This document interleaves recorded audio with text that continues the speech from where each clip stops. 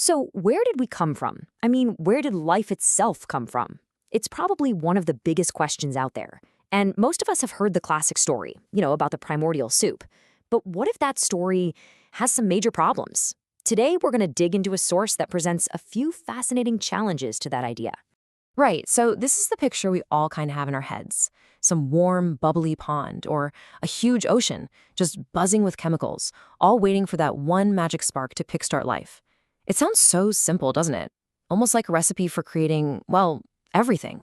And that recipe seems pretty straightforward. You take some simple chemicals floating around, you zap them with a bunch of energy, like lightning, to make amino acids, the absolute building blocks of life. Then you just let them simmer in the oceans for a while, and bam, you get the first living cell. A nice, neat three-step process. But is it really that simple? Well, according to the source we're exploring today, it's not simple at all.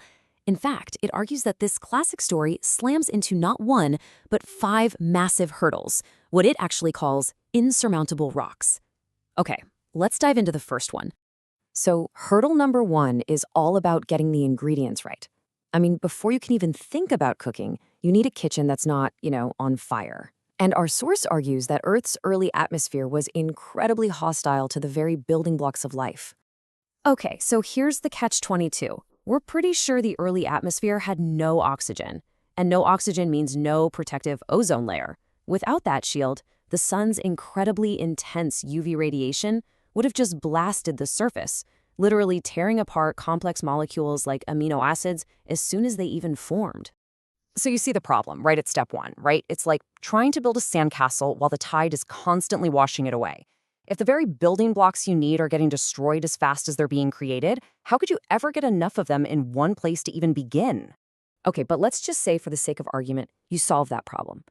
Let's say you've got a whole soup full of amino acids. The next hurdle is actually putting them together. And this, according to our source, is where things get, well, really, really tricky. And here's the crazy irony.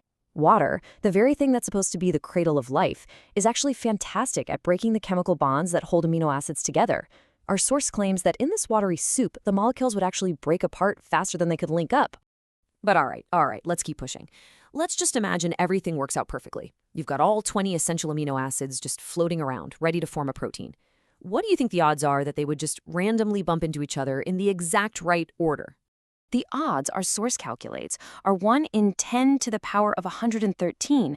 I mean, just try to picture that. That's a 1 followed by 113 zeros. It's a number so outrageously huge that it's basically impossible. Statistically, it's 0.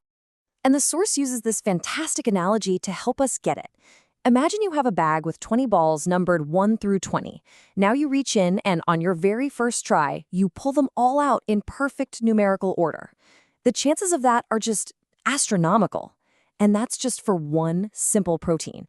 So we've got problems with the ingredients and massive problems with the assembly. But what about the packaging? That brings us to our third hurdle. Every living cell needs some kind of container, a membrane, to hold the whole operation together. But a cell membrane isn't just a simple bag. As our source explains, it's an unbelievably complex piece of machinery.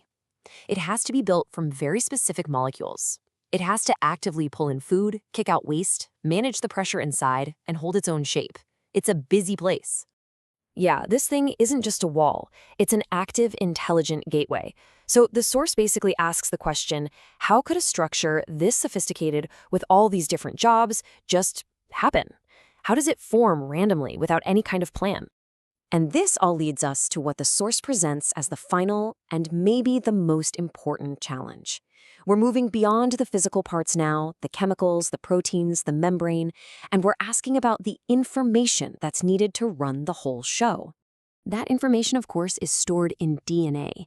And it's not just a random chemical, it's a code. It's a detailed blueprint that tells the cell exactly what to build and when to build it. It's the software that operates the hardware.